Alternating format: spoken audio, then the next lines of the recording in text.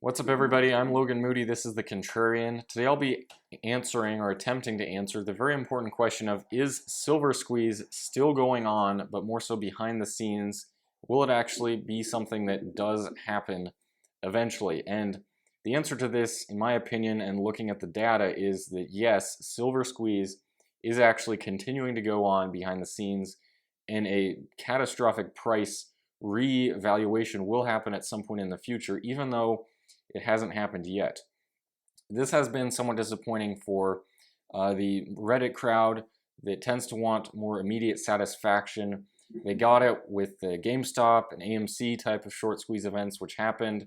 Of course, after that, they started trying to squeeze the physical silver market, and they've actually been successful in terms of the amount of physical silver which has been taken out of the market and how much of a deficit of physical silver is actually present.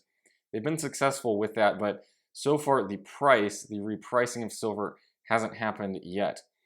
I do think it's all but inevitable that it does happen at a certain point when the physical supply so undercuts the physical demand for silver that a significant price revaluation will have to occur in order for new suppliers, new producers of silver to step into the market. So today I'll be looking at a recent article that came out from Reuters, basically saying how silver is heading for the biggest deficit in decades, according to the Silver Institute.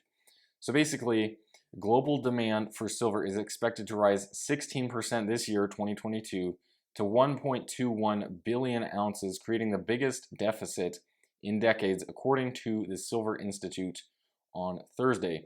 Use of silver by industry for jewelry and silverware and for bars and coins for retail investors were all forecast to reach record levels this year, the Silver Institute said. Automakers are using more silver as the amount of electronics in vehicles increases, but the sector accounts for only 5% of total demand. Solar panels account for around 10% of silver demand. Now, with solar panels as well, we're also seeing very rapid increases in the production of solar panels. As there is such an energy crisis right now, it suddenly makes economic sense for solar panels to actually be cheaper than a lot of the utility costs of electricity some different places in the world. So actually, solar panels, the production of solar panels could ramp up a lot as well. That's something that this article is not looking at. Demand in India further almost doubled in 2022 as buyers took advantage of low prices to replenish stockpiles drawn down in 2020 and 2021. ETFs, which stored silver for investors, shrank. It's not surprising, as interest in silver and silver miners has gone down actually this year, but that's returned metal to the market. But the Silver Institute does not count ETFs as physical demand because they only store wholesale silver bars and do not rework them into actually producing things. So the Silver Institute is predicting a deficit of 191 million ounces this year, up from only 48 million ounces in 2021. So looking at this and also at the deficit in the silver COMEX market, it is very clear that the silver squeeze, which started beginning of 2021, let's say, when actually that term was beginning to be thrown out there, it's actually continued to go on. There's actually still a record of short positions in the physical silver market, but that has yet to produce actually a squeeze type of event.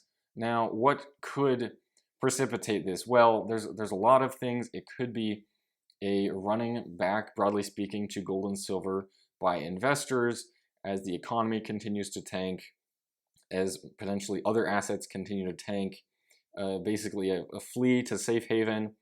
Physical gold and silver are a very small market relative to everything else, so even just a slight reallocation of capital would mean massive inflows into the precious metals area, and that could send silver going very high. Another thing that I also mentioned already is if solar panel production continues to go berserk, that would also put increased demand on the silver market. So it could just continue to draw down physical silver into an ever more illiquid market until there has to be a repricing of the physical commodity, frankly, just so that producers of silver can can profitably expand production and produce more silver. That's how supply and demand works.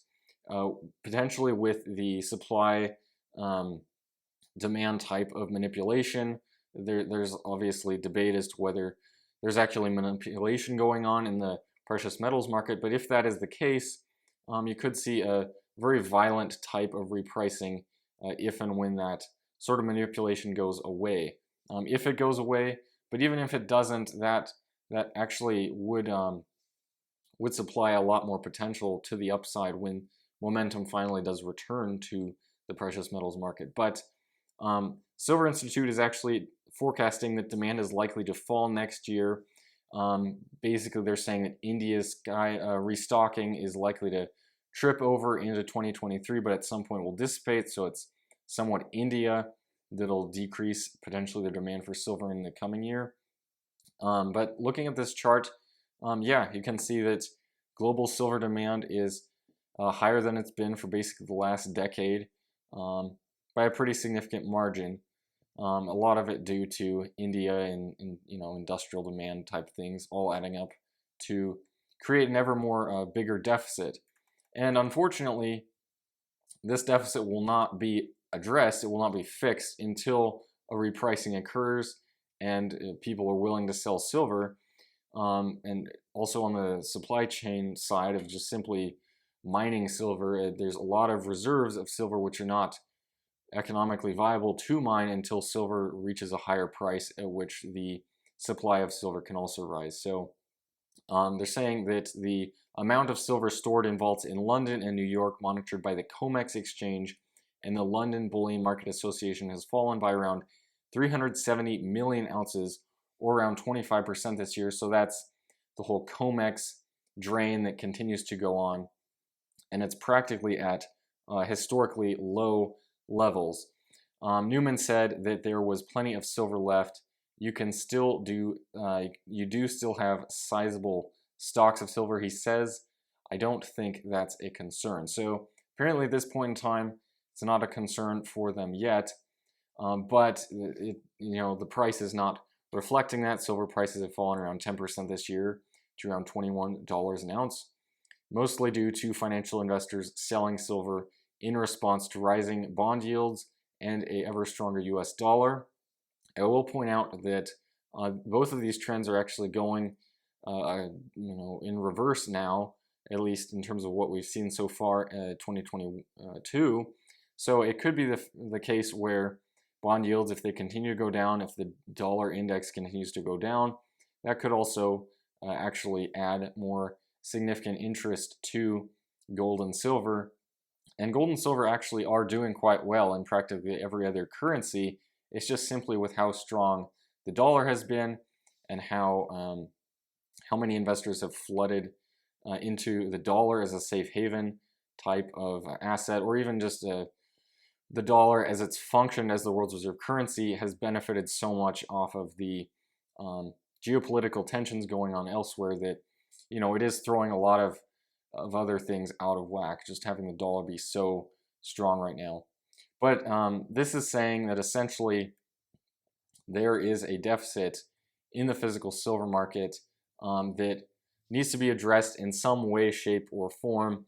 It's not going to go away without a significant repricing of silver. That's my honest opinion, obviously. That doesn't mean that will play out that way. I cannot see into the future, but simply supply and demand, how that functions, how the physical market would need to address this deficit, it does suggest that somewhat of a significant repricing of the physical silver market will need to take place in the near future. How you go about deciding to play in this, if at all, is totally up to you. I hope this video was helpful in terms of talking about a lot of the things that are going on more behind the scene. It's not visible yet in terms of the repricing of the precious metals market. So all that being said, let me know what you guys think about this topic, the whole silver squeeze, down in the comment section below. I hope to see you all again at some point.